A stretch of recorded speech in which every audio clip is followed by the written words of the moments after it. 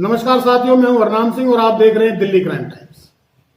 आज हम महरौली विधानसभा के लाडोसराय वार्ड में आए हैं, जहां भारतीय जनता पार्टी के प्रबल दावेदार माने जा रहे हैं भाई देवेंद्र सेजवाल जी। आइए हम जानते हैं भारतीय जनता पार्टी से वो कब जुड़े और क्या पार्टी उनको कंसीडर कर रही है इस टिकट के लिए। सबसे पहले हम देवेंद्र जी का परिचय जानना चाहेंगे। देवेंद्र जी, आपका स्वागत है हमारे चैनल में। सबसे पहले आप हमें अपना परिचय दीजिए। धन्यवाद हरनाम जी। पहले तो मैं आपका आभारी हूँ कि मुझ जैसे कार्यकर्ता का आप इंटरव्यू लेने आए हैं। आपकी बहुत बहुत मेहरबानी। मेरा परिचय ये है, मैं जब कॉलेज से पास आउट हुआ और वैचारिक रूप से हम भाजपाई थे, तो मुझे लगा क्यों ना मैं भी राजनीति में सक्रिय हूँ। जी, मंडल का युवा मोर्चा का महामंत्री का दायित्व दिया और कहा कि आप जैसे ऊर्जावान और नौजवान बच्चों की तो हमेशा भाजपा को क्या सभी राजनीतिक दलों का आवश्यकता होती है, तो आइए बड़ी अच्छी बात है। फिर उसके बाद मुझे अध्यक्ष बना दिया गया, मंडल अध्यक्ष। फिर मुझे जिले में उपाध्यक्ष पद दे दिया गया युवा मोर्चा में ही। मेरे काम को देखते हुए अगली बार मुझे मंडल महामंत्री का दायित्व दिया गया। उसके बाद मेरी किस्मत अच्छी थी कि मुझे महरौली जिले का जो है राज्य परिषद सदस्य सीधा दिल्ली प्रदेश में नियुक्त किया गया। उसके पश्चात जो है वापस जिले में लाना पड़ा। युवा हमारा किसान मोर्चा बना था, तो मुझे किसान मोर्चा का जिलाध्यक्ष बना दिया गया। हम अपने कर्तव्य का निर्वाह करते रहे। फिर मुझे ओबीसी मोर्चा बना, तो ओबीसी मोर्चे में दिल्ली प्रदेश में सचिव की भूमिका दी गई कि नया मोर्चा बना है और वहाँ ज़्यादा मेहनत लगेगी, आप उस टीम में जाके काम करो। तो दिल्ली प्रदेश में काम किया। इसके साथ साथ ही मैं संघ से भी जुड़ा रहा। 20-22 साल से मैं संघ का स्वयं हूँ। मेरा 22 साल पहले लगभग संघ प्रवेश है और प्रथम वर्ष शिक्षित हूँ। मैं 22 साल से संघ का स्वयं सेवक भी हूँ। जहाँ तक बात आती है चुनाव की, तो देखिए भारतीय जनता पार्टी एक ऐसा संगठन है जिसमें कार्यकर्ता को देखकर टिकट दिया जाता है, उसकी जो है सिफारिशों को देख कर ही दिया जाता है। तो आप बिल्कुल सही कह रहे हैं, कोई बड़ी बात नहीं है।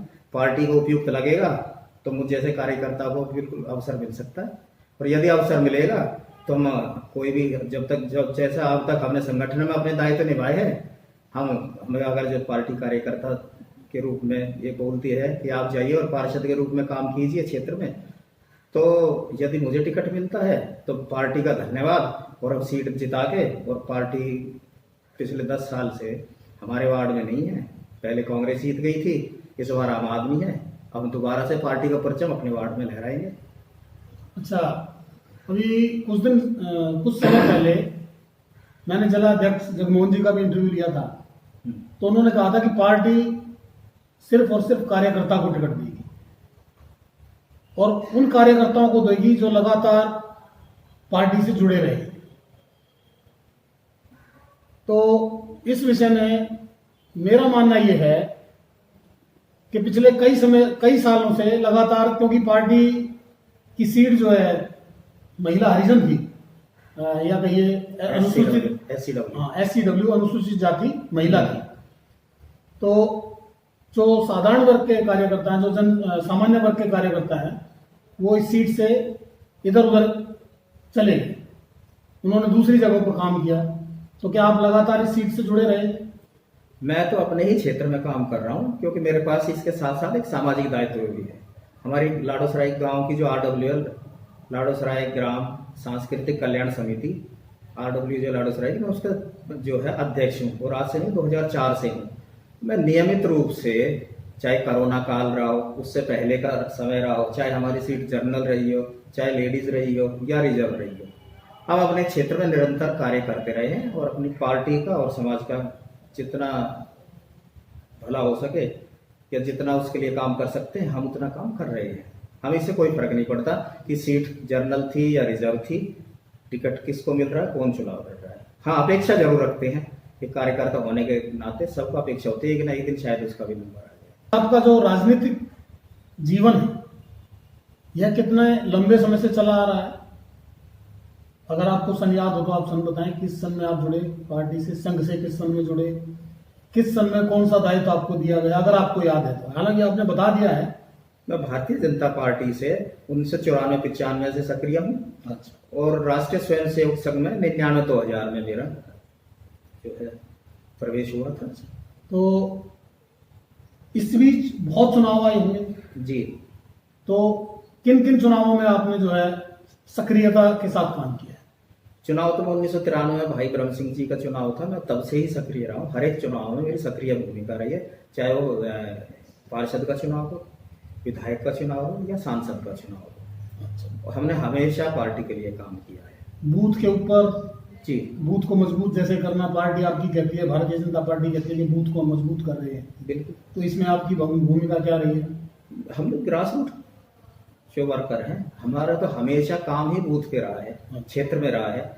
अब मेरे वार्ड में इतने सारे लोग कार्यकर्ता हैं जो टिकट मांग रहे हैं, लेकिन अगर जो मुझे मौका मिलता है तो मैं आपको बता दूं, देखिए 2007 में से लेके 12-13 तक, जब तक 2007 से लेके 12 तक हमारा पार्षद भाजपा का यहाँ रहा है, और 13-14 में हमारे विधायक जी आए थे, प्रवेश जी, वो यहाँ से भाजपा के विधायक। आप साकेत जैसे शहर की बात कीजिए, साकेत जैसे शहर में हम उसी वक्त से एक मुद्दे पे लड़ रहे हैं, मैं उसमें सक्रिय रूप से भागीदार हूँ कि साकेत शहर में आज तक एक जो है सामुदायिक भवन नहीं है।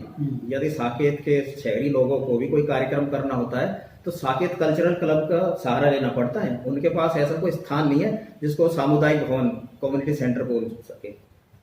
हम निरंतर कार्यरत रहे, जब भी हमारी सरकार और हमारे प्रतिनिधि क्षेत्र में रहे हैं कि यहाँ पे एक कम्युनिटी सेंटर का निर्माण किया जाए, चाहे एमसीडी की तरफ से हो जाए या दिल्ली विकास प्राधिकरण की तरफ से हो जाए।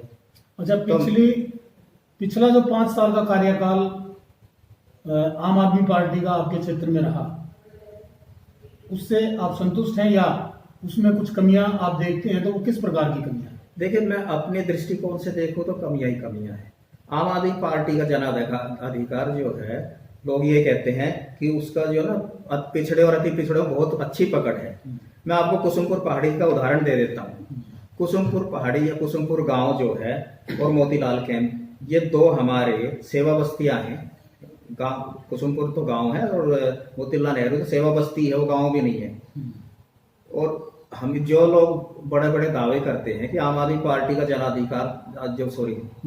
जनाधार तो इन्हीं क्षेत्रों में है। कुसुमपुर पहाड़ी में आप देखिए, सिर्फ सड़कें बन पाई हैं, पानी पीने का पानी आज भी टैंकर से जा रहा है, जबकि हमारे क्षेत्र का अब तक काउंसलर यानी पार्षद और विधायक दोनों आम आदमी पार्टी के हैं। क्या कुसुमपुर गांव जो है दिल्ली में उनके क्षेत्र के अधिकार क्षेत्र में नहीं आ रहा था? उनको नहीं दिख रहा कि यहाँ पानी की लाइन डलनी चाहिए? ये एमसीडी का अधिकार क्षेत्र नहीं है, लेकिन जो विधायक है आम आदमी पार्टी का, वो आज तक पानी की लाइन नहीं डलवा पाया। वहां पे सामुदायिक भवन नहीं है। सबसे बड़ा मुद्दा है कुसुमपुर गांव का कि वहां पे आज भी सामुदायिक भवन नहीं, जबकि वहां की जनसंख्या लगभग 14,000 के पार है। 14,000 व्यक्तियों का आप सामुदायिक भवन नहीं दे सकते। एमसीडी में 3 ही काम है मुख्यतः। पहला है सफाई, दूसरा है स्वास्थ्य, तीसरा है शिक्षा।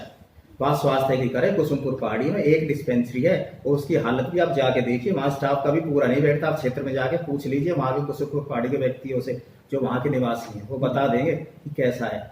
यदि मेरे जैसा कोई कार्यकर्ता को मौका मिलेगा और वो आएगा और वो कुछ करने की स्थिति में होगा, तो मेरा प्रयास होगा, मैं कुसुमपुर पहाड़ी में एक सामुदायिक भवन बनवाऊंगा एमसीडी की तरफ से। और जो स्वास्थ्य केंद्र वहां चल रहा है, वहां स्वास्थ्य केंद्र तो बहुत छोटी चीज है, वहां कम से कम एक जच्चा बच्चा जो स्वास्थ्य केंद्र है वो उसका निर्माण होना चाहिए।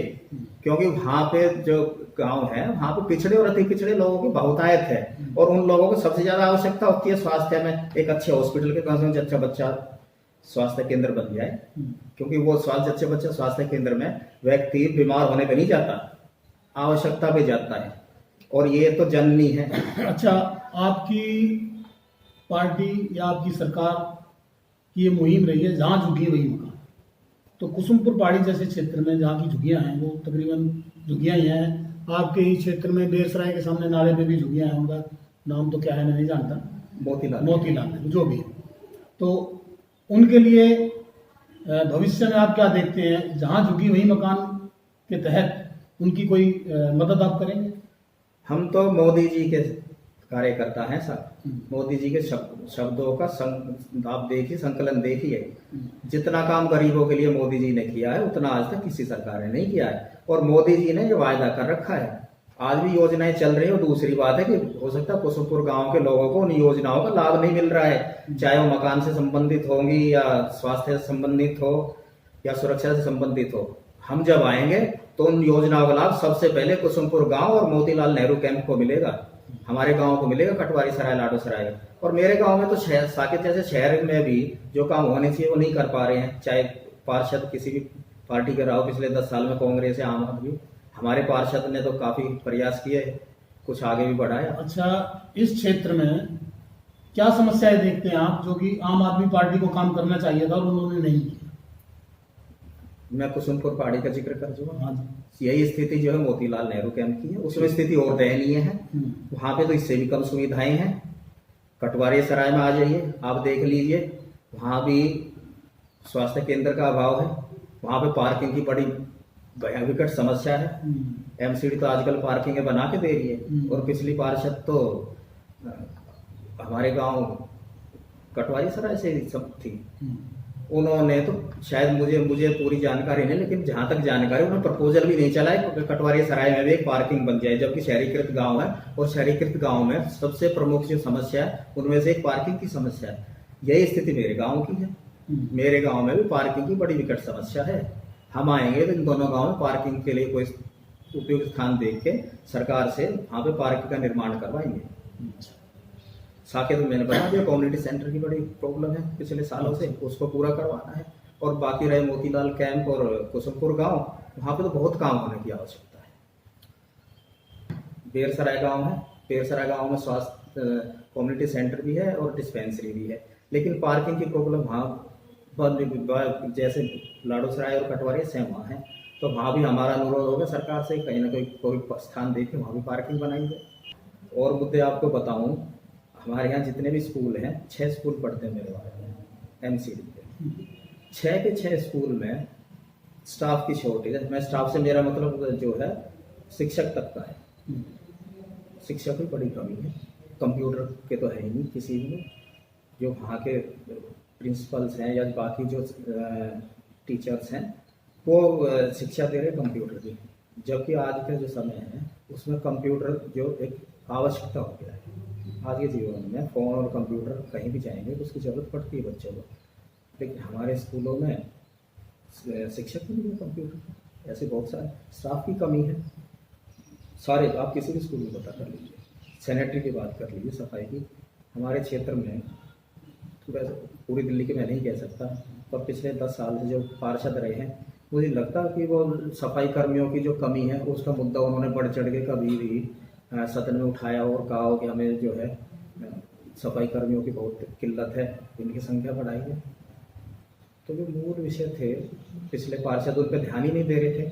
हमारे जैसा कोई कार्यकर्ता आएगा तो उसका जो सारा ध्यान होएगा वो भ्रष्टाचार पे नहीं होएगा, वो क्षेत्र के सुधार पे होगा। वो मोदी जी के जो लक्ष्य है उनको आगे बढ़ाने पे होएगा। मोदी जी के कामों को जमीन तक, धरातल तक, प्रत्येक व्यक्ति तक पहुंचाने के लिए होएगा। तो साथियों, आपने सुना देवेंद्र सेजवाल जी को। उनकी पूरे क्षेत्र पर एक बारीक नज़र मुझे लगता है दिखाई दी है। उन्होंने हर क्षेत्र और हर समस्या का जिक्र हमारे सामने किया। जो समस्याएं जनता की हैं वो उनकी नज़र में है, और मुझे लगता है कि ऐसे व्यक्ति का चुनाव लड़ना बिल्कुल बनता है। तो पार्टी को भी चाहिए कि वो इनके नाम को कंसीडर करे। ऐसे लोगों की ज़रूरत क्षेत्र में जनता को बहुत ज़्यादा है।